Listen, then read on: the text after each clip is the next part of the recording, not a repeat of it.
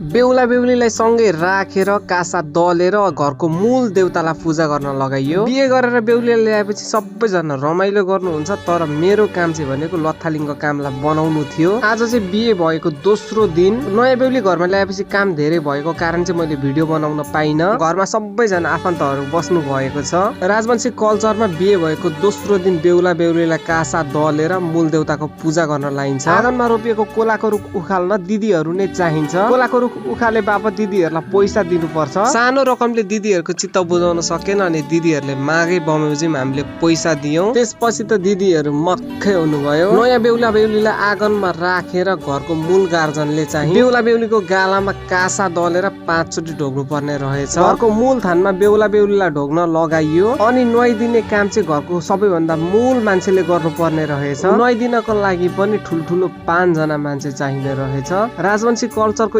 यति नियम देखेर त म छक्कै परे। देउतालाई चढाइएको सामान अनि आँगनमा गाडिएको कोलाको रुख चाहिँ खोलामा लगेर त्यसलाई फ्यालेर डुबाउनु पर्ने रहेछ। बाँकी रहेको कथाहरू चाहिँ अर्को मिनी भ्लगमा नि फेरि ल।